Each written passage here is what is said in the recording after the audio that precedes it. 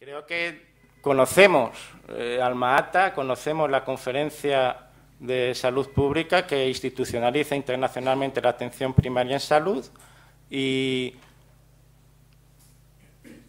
creo que muchas veces Alma-Ata queda exclusivamente relacionada con la institucionalización de la atención primaria en salud.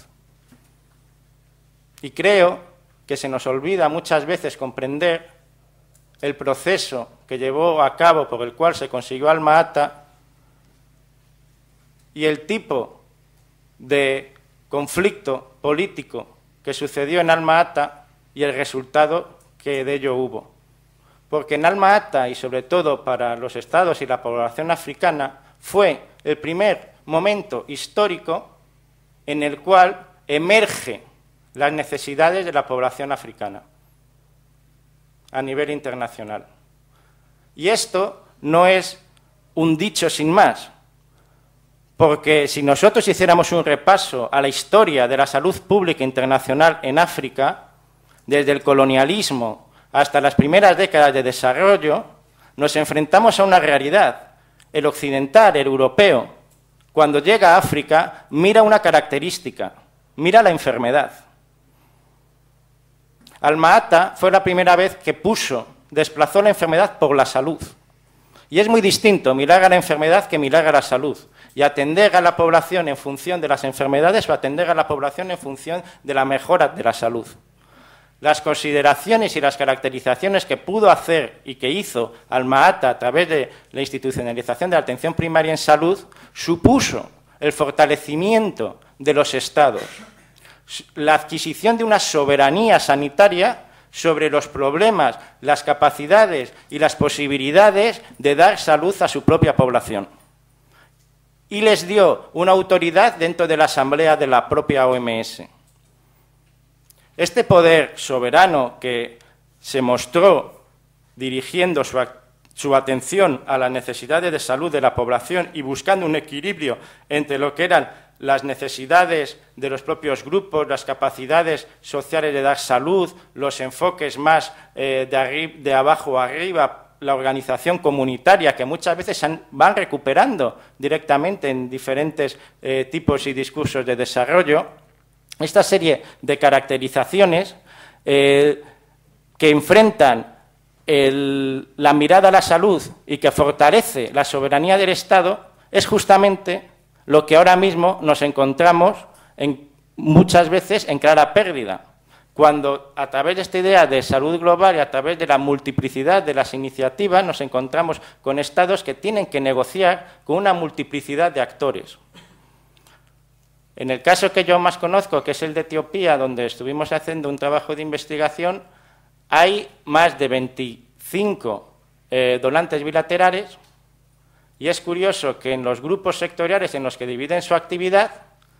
hay un grupo sectorial dedicado al VIH-Sida y hay otro grupo sectorial dedicado a la salud y la población.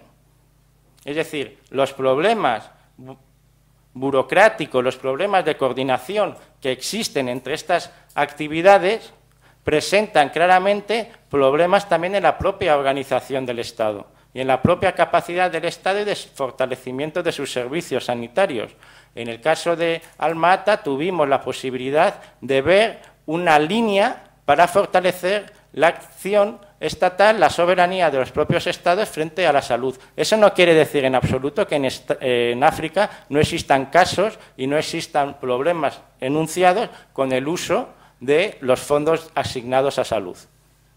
Una cuestión no quita la otra, pero sí es cierto, vuelvo a insistir, que si alguien me puede plantear alguna manera de dar salud a la población que no pase por el fortalecimiento de las propias capacidades del Estado, históricamente contrastada, pues podemos llegar a algún punto, pero si no es así, creo que deberíamos de seguir mejorando en esa línea, y esa línea significa también un acceso y un empoderamiento de los propios Estados. Si Alma-Ata es una posibilidad histórica, considero clave para considerar de qué manera históricamente se pudieron contrarrestar las relaciones de poder norte-sur en el ámbito de la salud y, por tanto, una experiencia que deberíamos de recuperar y analizar para el tipo de circulaciones que amenazan ahora la salud pública del sur. Otra de las características en las cuales articular nuestro pensamiento, profundizar en ella, generar un debate teórico y un debate entre participantes de la sociedad civil para la mejora de la salud de la población en África, debería de ser trabajar en el tema del imaginario social en torno a la salud en África. Creo que este también es un ámbito fundamental y que no es simplemente un ámbito doctrinal, que no es simplemente un ámbito de investigación, porque todos sabemos con la emergencia del VIH-Sida en África se ha recuperado de manera alarmante un imaginario social sobre la sexualidad y sobre la transmisión de la enfermedad en África, en donde se nos señala a la población africana como una población muchas veces con una sexualidad desatada, con unas malas prácticas sexuales, incluso se llegaba a hablar de un tipo particular de VIH-Sida en África. Y este tipo de discursos, esta conceptualización, para la cual no tendría tiempo, pero que emerge ya desde el colonialismo y desde las propias políticas coloniales de salud que identifican el cuerpo del africano como un cuerpo enfermo y luego su cultura como una cultura no capaz de la mejora de la salud, no capaz de prácticas higiénicas, este imaginario social se recupera con el VIH-Sida y se plasma en políticas concentradas exclusivamente, por ejemplo, en lo que se llamó ABC, la abstinencia, la fidelidad y el uso del condón. Estas políticas fueron plasmadas y se han sido desarrolladas sobre todo por planes verticales como el PEPFAR de Estados Unidos, que además es un plan del Departamento de Seguridad, no es de USAID, es directamente del Departamento de Seguridad en la época de Bush. Y este plan, que puede reivindicar ese imaginario social, no solo debe ser criticado por la reivindicación de ese imaginario social, sino porque cada vez que consideramos que la enfermedad del VIH-Sida simplemente es una cuestión que tiene que ser atacada por la abstinencia, por la fidelidad y por el uso del condón, como así proponía al principio sobre todo el plan PEPFAR, nos encontramos con dos problemas: la incomprensión de la extensión del VIH-Sida por características socioeconómicas y su ligación con la pobreza, y el olvido del problema del acceso a los medicamentos en África. Es decir, ciertos tipos de discursos y ciertos tipos de prácticas, al implementarse, desplazan otra serie de cuestiones, otra serie de posibles actividades. Yo creo, y con eso intento acabar, que si he podido explicarme un poco en las características o en los problemas que veo en encerrarnos exclusivamente en un pensamiento de incidencia política, si he podido por lo menos plantear que existirían elementos para que nuestro proyecto de mejora de la salud también fuese más ambicioso, que fueran proyectos políticos también basados en experiencias históricas, creo que esas dos cuestiones tendrían como base tanto la recuperación del proceso de Alma-Ata, no simplemente como el proceso de institucionalización de la APS, sino como un proyecto más amplio que consistió en cortocircuitar las circulaciones habituales norte-sur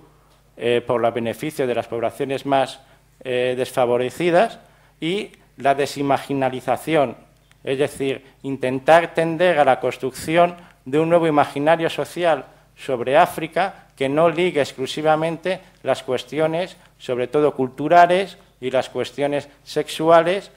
y sí, en cambio, hacer una comprensión muchísimo más profunda de cómo